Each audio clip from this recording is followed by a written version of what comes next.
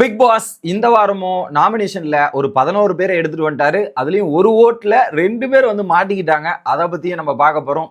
நாமினேஷன்ல இருக்கே ஒரு பக்கம் பயங்கரமா பண்ணிட்டாங்க ஆதிரை. ஸோ ஆதிரை நாமினேஷன் ஒரு காதல் கதையாவே இருக்கு. அதில் வச்சு செஞ்சு விட்டாங்க. அதை பத்தியும் பார்க்க போறாங்க. ஸோ யார் யாரெல்லாம் நாமினேஷன்ல எஸ்கேப் ஆயிருக்காங்க, யார் யாரெல்லாம் வந்திருக்காங்கன்ற ஒரு முழு விவரத்தையும் இதுல பார்த்துருவோம். வணக்க மக்களே, நேஷனல் உச்சிலிருந்து உங்கள் மணிவண்ணன். சேனலுக்கு புதுசாக இருந்தீங்கன்னா சப்ஸ்கிரைப் பண்ணிருங்க. வீடியோ பார்க்குற அனைவருமே மறக்காம லைக்கும் ஐப்பும் பண்ணீங்கன்னா வீடியோ சருன்னு பல பேருக்கு போய் சேரும். நீங்க அந்த உதவியை பண்ணுமாறு கேட்டுக்கொள்கிறேன். மறந்துடாதீங்க கைஸ், மறந்துடாதீங்க. இப்போ கண்டென்ட்டுக்குள்ள போயிடலாம். ஆதிரை வாரம் nomination free. So captain Ramya nomination கிடையாது, நாமினேஷன் ஃப்ரீ பாஸ். ஓகேவா? ஃபர்ஸ்ட் பார்வதி போறாங்க. எஃப்ஜே டாஸ்க்கு எனக்கு சப்போர்ட் பண்ணல சார், ரொம்ப ஜட்ஜ்மெண்டலா இருக்கிறாரு, சண்டே செய்யறதுலயே குறியா இருக்காரு, சில சூழ்நிலைக்கு ஏற்ற மாதிரி நடந்துக்கணும், அந்த சூழ்நிலைக்கு ஏற்ற மாதிரி நடந்துக்கல, தலைக்கு ஏற்ற மாதிரி சில விஷயங்களை தலையிடணும், அது எதுவுமே பண்ணல, ஹெல்த்தியான கான்வர்சேஷன் கூட வைக்கல, அதனால நான் எஃப்ஜேவை நாமினேட் பண்றேன்ற மாதிரி ஓட்டு. ரெண்டாவது, அமித் கோவத்தின் உச்சியில ஒரு வார்த்தை விட்டாரு. அதுவும் பெண்களுக்கு வாதம் வரும் விஷயத்துல வந்து சொன்னதை என்னால தாங்க முடியல, தேவையில்லாம சின்ன சின்ன ப்ராப்ளத்தை வந்து பெருசாக்குறோம் அப்படின்ற ஒரு ஃபீல் இருக்குன்ற மாதிரி அமித் நாமினேட் பண்ணிட்டாங்க. வினோத் போறாரு. திவ்யா, ஸோ அவங்க பேசுறத நம்ம கேட்கணும், நம்ம பேசுறத அவங்க கேட்க மாட்டாங்க அப்படின்ற ஒரே பாயிண்ட்ல முடிஞ்சிருச்சு. விக்ரம், ஸோ அவர் வந்து என்னோட ஸ்ட்ராங் பிளேயரா ஆயிட்டே வராரு, ஐ மீன் என்னன்னா எனக்கு ஒரு டஃப் காம்படிட்டரா வராரு அப்படின்ற ஒரு ரீசனை வச்சு ஒரு நாமினேட் பண்ணியிருக்காரு. பண்ணலாம், ஓகே. அடுத்து வியானா, நான் கூட ப்ரோமோல பார்த்துட்டு தப்பா நினைச்சிட்டேன். வியானா அந்த பொண்ணு கரெக்டான ரீசனை தான் பக்கவா மாடுலேஷன் பண்ணி சொல்லியிருக்கு. ஃபர்ஸ்ட் விக்ரம போடுறாங்க. ரொம்ப ஸ்வீட்டா கம்ஃபர்ட் ஜோன்ல இருக்காரு, கேம்ல ஸ்ட்ராங்கர் ஆகிட்டே போயிட்டு இருக்காரு. பட் மற்றவங்க வீக்கரா போறாங்க அப்படின்றது ஓகே, விட்டுருவோம், அதை விட்டுருங்க. அதை தாண்டி ஸோ அவருக்கு ஒரு பொறுப்புன்னு கொடுக்குறாங்க. ஸோ அவர் எல்லாருக்கிட்டையும் இப்படி பேசுறதால அவருக்கு ஒரு பொறுப்பு கொடுத்து இன்னைக்கு தலைப்பதவியில் உட்கார வச்சிருக்காங்க. ஸோ அந்த தலைப்பதவியில் உட்காந்துக்கிட்டு ரம்யாவுக்கு மேல தலையா அவர் தான் பிகேவ் பண்றாருன்ற மாதிரி எனக்கு தோணுது. அதை தாண்டி ஒரு கன்னிங் கேம் பிளே பண்றாரு. பார்வியும் சாண்ட்ராவையும் ஆப்போனண்டா வச்சா வெளியே தெரியும்ன்றதுக்காக ஒரு கேம் பிளே பண்றாரு, கன்னிங்கா இருக்காருன்ற மாதிரி வியானா சொன்னாங்க. அடுத்து வினோத், கவுண்டர்லாம் சூப்பர் தான், ஃபேன் பேஸ் எல்லாம் ஓகே தான், சில விஷயங்கள் அவர் பண்றது ஒரு மாதிரி இருக்கு, ஸ்பாட் லைட்டுக்காக நிறைய விஷயங்கள் பண்றாரோன்ற மாதிரி எனக்கு ஃபீல் இருக்கு, காமெடின்ற பேர்ல பண்ற சில விஷயங்கள் எனக்கு ஹர்ட் ஆகுது, ஸோ அதனால நான் வினோத்தை நாமினேட் பண்றேன்ற மாதிரி வினோத்தை நாமினேட் பண்ணிட்டாங்க. அடுத்து விக்ரம் வராரு. பிரஜன் சைலண்டா டபுள் கேம் விளையாடுறாரு. டபுள் கேம் வந்து ஸ்வீட்டா பேசி ஐடியாஸ்லாம் வாங்கிட்டு டாஸ்க்ல சந்தோஷம் பண்றாரு. அதை தாண்டி என்ன ஒஸ்ட் பெர்ஃபார்மர்ல குத்துற ட்ரை பண்றாரு, ஐடியாஸ் மட்டும் வாங்கிட்டு பெஸ்ட்ல போட மாட்டேங்கிறாரு, ஒஸ்ட்ல நாமினேட் பண்ண ட்ரை பண்றாருன்னு சொல்றாங்க. இதுல என்னன்னா விக்ரமுக்கு பெஸ்ட் பெர்ஃபார்மர் கொடுக்கல, அந்த காண்டு பிரஜன் சொல்லன்ற காண்டு விக்ரமுக்கு இருக்கு போல, அதனுடைய வெளிப்பாடு தான் இது. அது குறிப்பா உழைப்ப சுரண்டாரு, உழைப்பு சுரண்டது வந்து எனக்கு ஒரு மாதிரி இருக்குது அப்படின்ற மாதிரி விக்ரம். அடுத்து திவ்யா, ஃப்ரெண்ட்லியா பேசி பார்த்தேன், ஒரேமே செட் ஆகல, திரும்ப திரும்ப அந்த ஆர்கியூமெண்ட், திரும்ப திரும்ப ஒரே விஷயத்த பேசுறாங்க, திரும்ப திரும்ப அந்த ஃபைட்டு தான் வந்துகிட்டே இருக்கு, இந்த ஷோக்காக வேல்யூ எதுவுமே ஆட் பண்ணல, அதனால நான் திவ்யாவை நாமினேட் பண்றேன்ற மாதிரி திவ்யாவை நாமினேட் பண்ணிட்டார். அடுத்ததாக திவ்யா, கமருதீன் இந்த வீட்டில் அநாகரிகமான வேர்ட்ஸ் யூஸ் பண்றதா இருக்கட்டும், இப்போ கூட விளையாட்டுத்தனமா நிறைய சலசலப்பு ஏற்படுத்துறதா இருக்கட்டும், மைக்கு போடாம வர்றது, வார்த்தைகள் விடுதல், இந்த மாதிரி நிறைய விஷயங்கள் இருக்கு, அதனால நான் கமருதீனை நாமினேட் பண்றேன்ற மாதிரி கமருதீன். வினோத், ஸோ அவர் மைக்கு போடவே இல்லைன்னா நிறைய சண்டைகள் போடுறாரு, நிறைய பிரச்சனைகள் இருக்காரு, மாற்றி மாற்றி ஒரு பிரச்சனையை கிரியேட் பண்ணுறாரு அப்படின்றதால வினோத். அடுத்து கனி வராங்க. பார்வதி, ஒரு விஷயத்த மாற்றி மாற்றி சொல்லி திருப்பி திருப்பி விளையாடுறாங்க கேம் பிளே, அது அந்த மொட்டைக்கடுதாசியாக இருக்கட்டும், அந்த தன்வசம்ன்ற வார்த்தையாக இருக்கட்டும், அந்த சாரியும் பாவாடியும் போட்டுக்கிட்டு வரவா அப்படின்ற மாதிரி ட்விஸ்ட் பண்ணதா இருக்குன்ற மாதிரி இது ஒரு அசிங்கமான ஸ்ட்ராட்டஜியாக இருக்குன்றதால கனி வந்து பார்வதியை போட்டாங்க. பிரஜனு ஸ்ட்ராங் பிளேயரா தொடர்வது எனக்கு பாதிப்பா இருக்கு, அவர் பயங்கர ஸ்ட்ராங்கா இருக்கிறது எனக்கு ஒரு பெரிய பாதிப்பு உண்டாக்குதுன்ற மாதிரி பாதிப்பு. அடுத்து சாண்ட்ரா, அமித் அந்த ஒரு கேர்ள்ஸோட மந்த்லி ஷூல அதே ரீசன், பாரு சொன்ன ரீசன் தான். அடுத்து கமருதீன் தகாத அந்த வார்த்தைகள் பயன்படுத்துதல் வந்து ரொம்ப அஃபென்சிவா இருக்குன்ற மாதிரி திவ்யா என்ன ரீசன் சொன்னாங்களோ அதே தான் சாண்ட்ராவும் அந்த ரீசனை சொன்னாங்க. இது ஒரு பக்கம். அடுத்து ஆதிரி, எஃப்ஜே கிழிச்சிட்டாங்க. எஃப்ஜே வந்து இந்த பார்வதி உமன் கார்டு யூஸ் பண்றாங்கன்னு சொல்றாரு, எனக்கு இங்க மென் கார்டு இருக்கான்னு தெரியல, அடிக்கடி ஒரு மென் கார்டும் விக்டிம் கார்டும் யூஸ் பண்ணி பிளே பண்றாரு, குறிப்பா கேர்ள்ஸ் கேமை வச்சு அவர் யூஸ் பண்ணி டிராவல் பண்றாரு, அதை பண்ணிட்டு விக்டிம் ஆயிக்கிறாரு அவரே.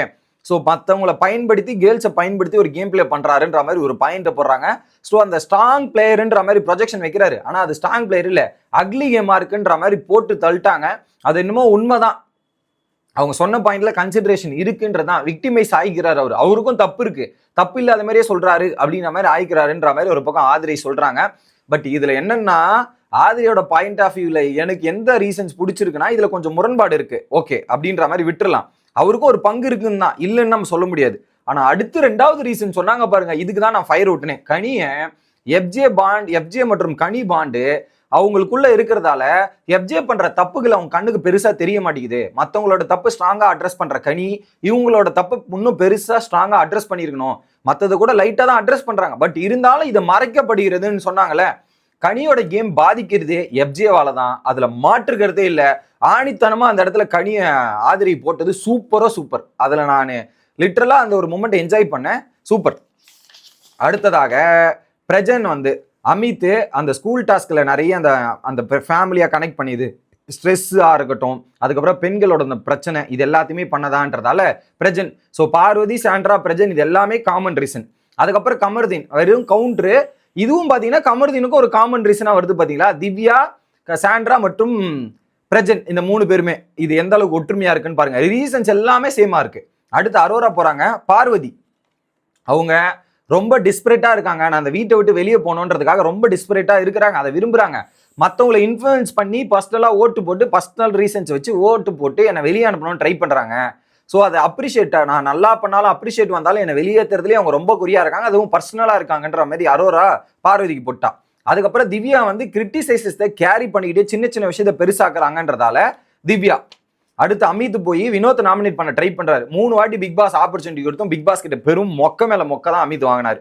அதுக்கப்புறம் என்ன பண்ணிட்டாரு, பிரஜனோட பர்ஃபார்மன்ஸ் எனக்கு பிடிக்கல, அவரு ஏன் அப்படி ஸ்கோர் பண்ணாருன்னு தெரியல, அக்ரஷனும் எனக்கு சுத்தமா பிடிக்கல. அடுத்து திவ்யாவுக்கு நோ இம்ப்ரூவ்மெண்ட், சண்டை மட்டும் தான் இருக்கு அவங்க கிட்ட கேம்ல அப்படின்றதால திவ்யா. ரம்யா போனாங்க.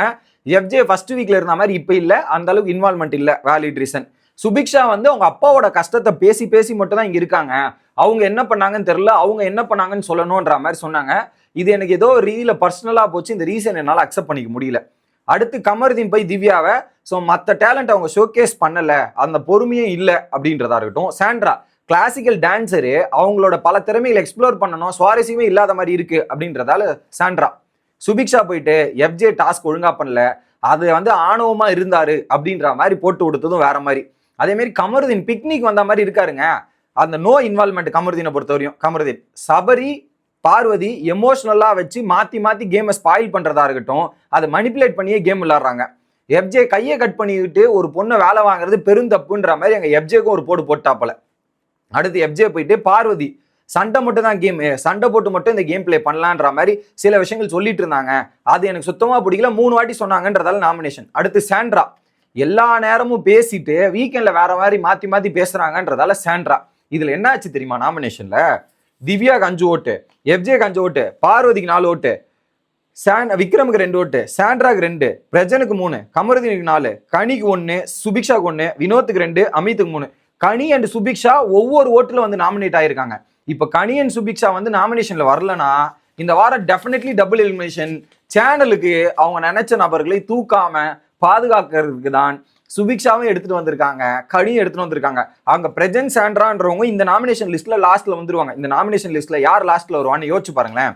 கண்டிப்பா அமித், பிரஜன், சாண்ட்ரா இந்த 3 பேர் தான் இந்த நாமினேஷன் லிஸ்ட்ல கீழே வருவாங்க. மேபி எஃப்ஜே, இந்த 4 பேர்.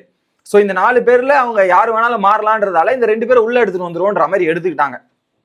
ஸோ அவங்களுக்கு ஏற்ற மாதிரி சஃபல் பண்ணிக்கலாம்ல, அதுதான் பிளானு.